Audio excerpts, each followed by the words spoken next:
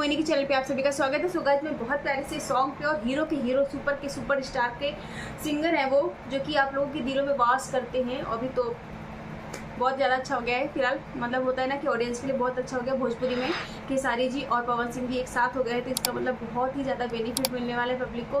जो लड़ रहे थे, झगड़ रहे थे, खेसारी जी ऐसे हैं, पवन सिंह जी ऐसे हैं, तो अब सब एक हो गए हैं, तो बहुत ज़्यादा अच्छा है गया है। इसमें पब्लिक बहुत खुश भी है और हम लोग मतलब होता है ना कि सोच के बहुत अच्छा लग रहा है कि ये सब अच्छा हो रहा है।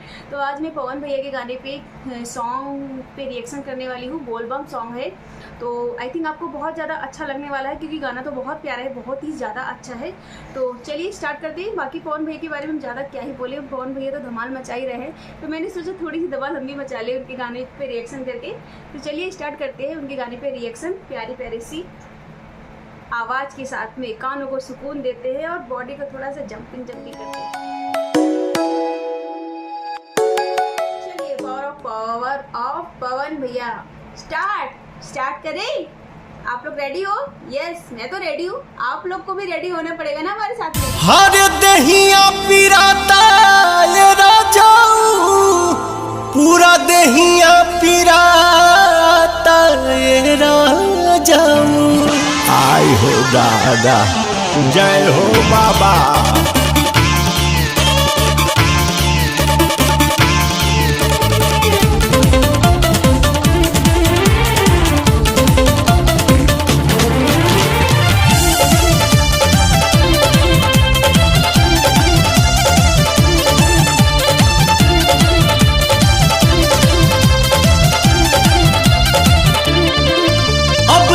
नहीं जोर हो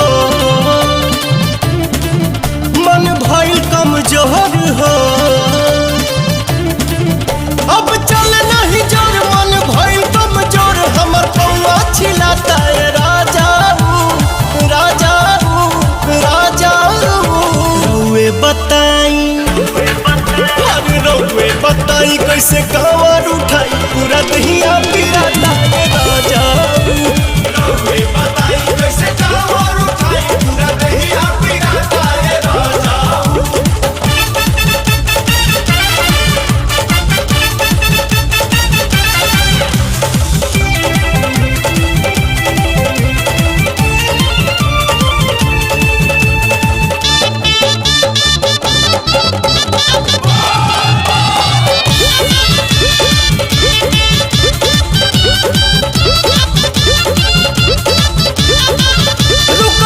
कहतानी कहीं पीली हल जब पानी खाली, कहतानी ये हो धनी चला चला।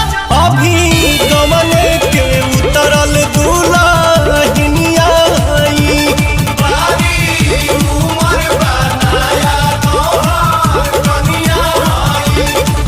थकल बानी भरपूर लागे बाटे बड़ी दूर, नहीं मंदिर देखाता ये राजाऊ राजाऊ राजाऊ।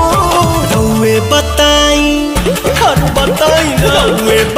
कैसे कांवर उठाई, पूरा दहिया पिराता है राजाऊ। रउए बताई कैसे कांवर उठाई, पूरा दहिया पिराता है राजाऊ।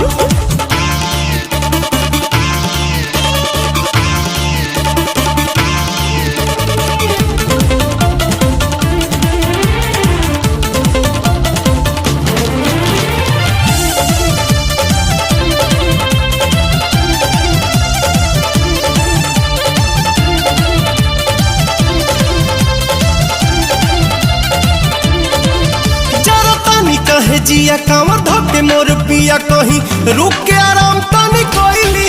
बड़े सुइया पहाड़ जैसे सुइया पिया,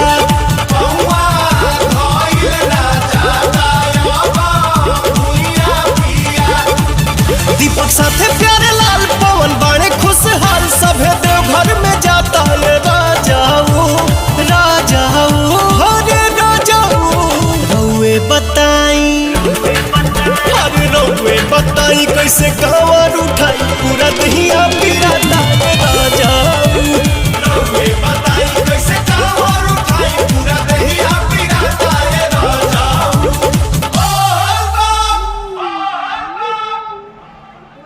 दहिया पिरात है हमार तो भैया का के कवा मतलब मंदिर जाए के लिए जब हम कवर उठावत है तो हमार देही तो पिराए लागत है, तो ना कोनो चिंतक बात नहीं ना, भोले बाबा शक्ति दे हैं। तो अब लड़की को थोड़ा सा तो रहता ही है कि जरा सी प्रॉब्लम में दर्द आहा आहा, तो बस वही पवन जी ने शेयर करा है।